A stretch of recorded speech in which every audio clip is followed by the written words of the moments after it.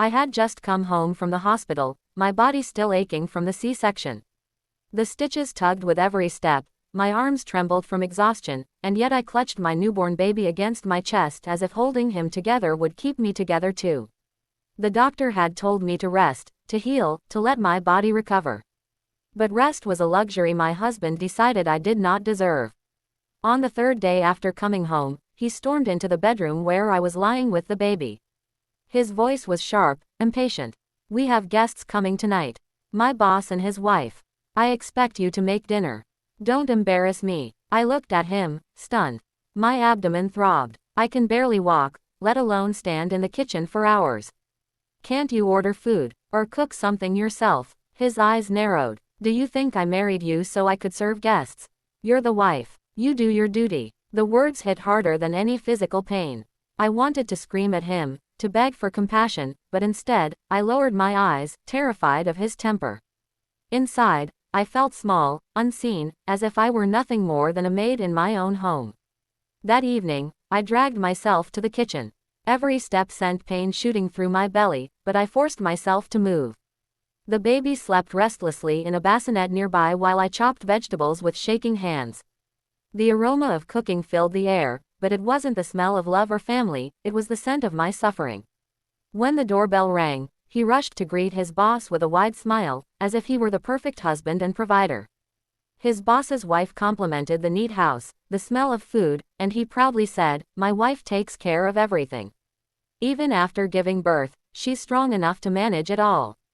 Strong? No, I was breaking inside. The guests sat at the dining table, laughing, while I limped back and forth serving dishes, hiding my winces, praying they wouldn't notice the way my hands trembled. My stitches burned, and I felt dizzy from the effort. At one point, I almost dropped a plate. He shot me a glare so sharp it could have cut through glass. And then, like fate itself intervening, the front door opened.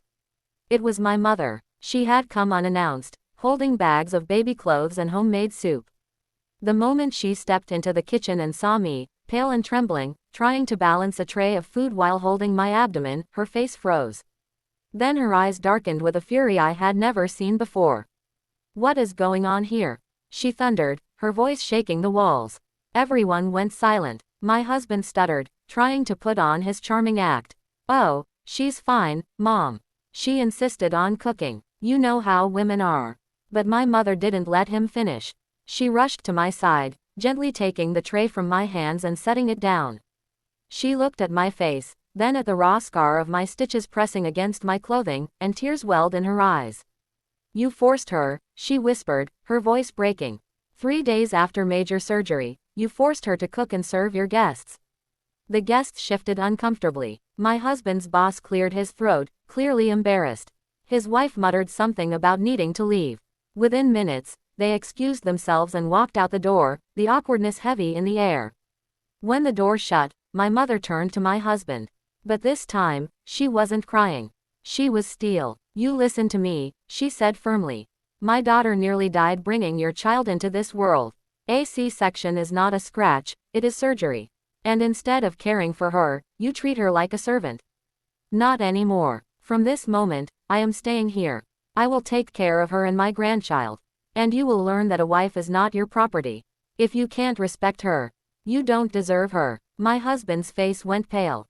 He tried to argue, but the fire in my mother's eyes silenced him. He had built his whole image on being respected by his boss and his community. That night, his mask cracked. With my mother by my side, I finally let myself cry. For the first time, I didn't feel alone.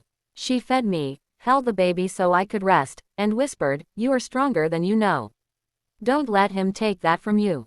Over the following weeks, my mother stood like a shield between me and his cruelty. And slowly, something changed. My husband's arrogance crumbled. Perhaps it was the shame from how his boss's wife had looked at him with disgust. Perhaps it was the realization that my mother would not tolerate his abuse. Or perhaps, deep down, he finally saw what he had almost destroyed. One evening, he came into the bedroom, quiet for once. He looked at me holding our baby and whispered, "I'm sorry." I didn't answer right away. Sorry would never erase the pain, the betrayal of those long nights when I felt invisible. But I realized then that this story wasn't about him, it was about me. About my strength. About my mother's love. About refusing to stay silent. In time, I healed, not just my body, but my spirit. I learned to set boundaries, to demand respect, to believe that I deserved kindness.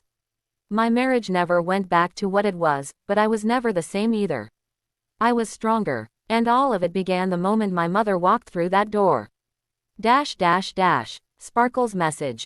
Never underestimate the strength of a woman, especially a mother. Respect and care are not luxuries in a marriage, they are necessities. And no woman should ever feel ashamed of demanding them. Healing begins when you stand up for yourself, or when someone who loves you reminds you that you deserve better.